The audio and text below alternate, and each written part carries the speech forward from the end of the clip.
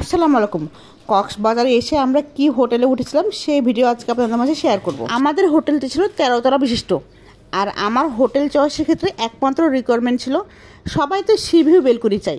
আমি C view আমাদের হোটেলের প্রতিটা ফ্লোরে ফ্রন্ট সাইডে 4টা বেলকনি। যেহেতু ঘুরতে গেছি, হোটেলে থাকার সময়সীমা একদম লিমিটেড থাকে। খুব ভোরে মা বাবার রুমে গেছি রুম ট্যুর ভিডিও করার জন্য। ফ্রন্ট সাইডে 2টা বিগ সাইজের বেলকনিওয়ালা রুম নিয়েছিলাম। এই কারণে এক রুম থেকে অন্য রুমের গ্যাপটা অনেক বেশি হয়ে গেছিল, আর আমরা হোটেলকে বাড়ি বানিয়ে ফেলেছিলাম। প্রতিটা ফ্লোরে লোকজনের কানাকারে পূর্ণ ছিল, কিন্তু বাইরে থেকে বোঝার উপায় ছিল না। আর এইদিকে আমাদের রুমগুলোর দরজা লাগানোর সুযোগ ছিল না। যতটুকু সময় ছিল দৌড়ঝাঁপের উপরে ছিল। আমাদের রুমে ঢুকতেই প্রথমে ওয়াশরুমটা পড়বে। ওয়াশরুমের মধ্যে ছিল খুব সুন্দর সুদৃশ্য একটি বাথটব, এরপর একটি বেসিন ছিল, মিরর ছিল, আর ছিল হাই কমোড।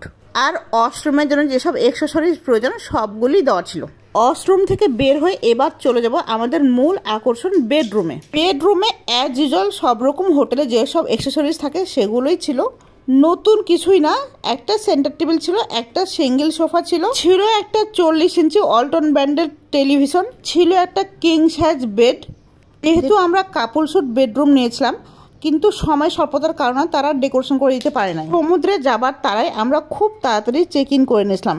এ কারণে ডেকোরেশন করা অবস্থায় ভিডিও করা হয়ে ওঠেনি। জিরান কিন্তু এখনোই ঘুমাচ্ছে। একটা পার্টেক্স বোর্ডের আলমিরা ছিল, আলমিরার সাথে অ্যাটাচ ছিল মিরর। খুব স্বল্প সময় নিয়ে আমাদের এই কক্সবাজার ভ্রমণটা করা হলো। আনন্দের কিন্তু কমতি ছিল না। তো সাগর ভীষণ পছন্দ, আমার টুইনরা সাগরে লাফালাফি করে ভীষণ মজা পেয়েছে। আপনাদের কি ভালো লাগে, সাগর না পাহাড়? বেডের পাশে খাবার দাবার রাখার জন্য ছোট্ট একটা র্যাক ছিল। আমরা ঘোরাঘুরি করানো এতটাই ব্যস্ত ছিলাম, 2 দিন পার করার পরে আমরা দেখতে পেয়েছি আমাদের জন্য 2টা গ্লাস বরাদ্দ রয়েছে। এরপর চলে যায় বেলকনিতে। আমাদের রুমের বেড থেকে খুব সুন্দরভাবে সাগর দেখা যাচ্ছিল। তারপরও বেলকনি থেকে দেখার মজাই আলাদা।